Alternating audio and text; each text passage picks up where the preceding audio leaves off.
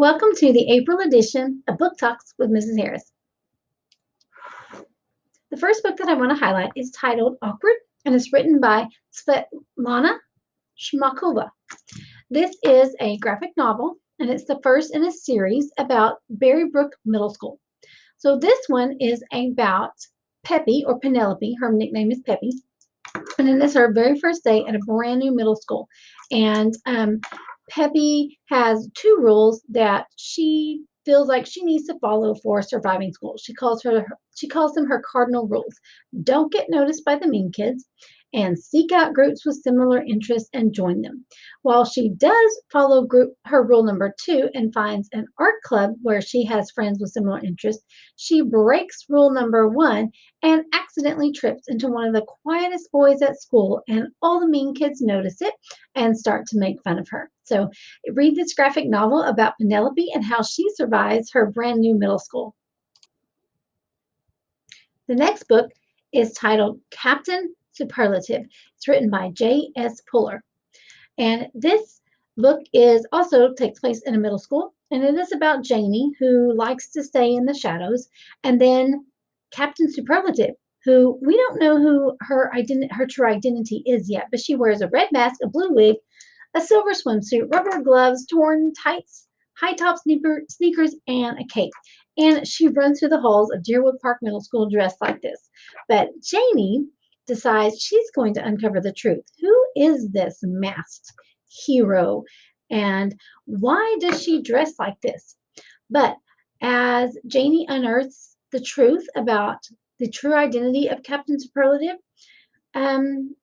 she's forced to face her own dark secrets and discover what it truly means to be a hero and what it truly means to be a friend. This next one is by one of my favorite authors, Catherine Applegate. It is titled The One and Only Bob. And yes, this is a follow-up to The One and Only Ivan. If you haven't read The One and Only Ivan, it is a must read. I have this one and The One and Only Ivan, both of them in the library. So The One and Only Bob is about Ivan and Ruby and, of course, Bob.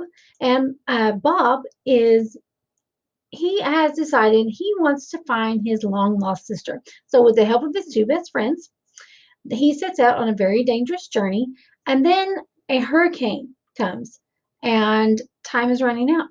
So Bob finds courage that he never knew that he had, and he starts to learn the truth meaning of friendship and what it means to have a family. The next book we're going to highlight is titled Save Me a Seat, and it's written by Sarah Weeks. And this is a realistic fiction, and the main characters are Joe and Robbie. And Joe and Robbie are from very different places, but they both go to the same middle school. So Joe has lived in the same town all of his life, but his best friends have moved away, and he feels like he's now all on his own. But Robbie is brand new, not just to the school, but Robbie has just moved to America from India, and he's finding it pretty hard to find where he fits in this middle school. So Joe and Robbie, at first they don't think that they have anything in common, but soon they realize they have something very much in common, and that is the biggest bully in the school and a common mission.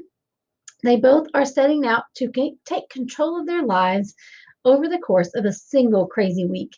This is a very good book. It's got some realism, humor, also some drama, and even a little bit of mystery in it. So this book is in the realistic fiction section.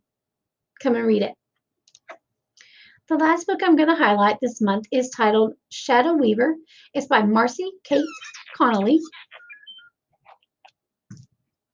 And this book is a fantasy. So it's about Emmeline. And Emmeline has a gift of controlling shadows. And this has kind of isolated her from the rest of the world.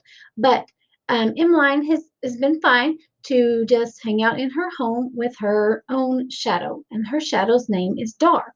Well, all of a sudden, a noble family visits their home and offers to take Emmeline away and says that they can cure her of her magic.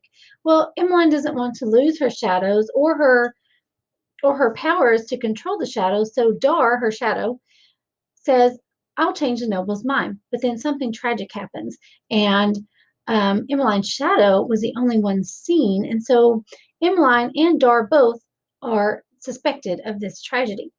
But Emmeline decides that she's not real sure that she can trust Dar anymore, and it's hard to keep secrets.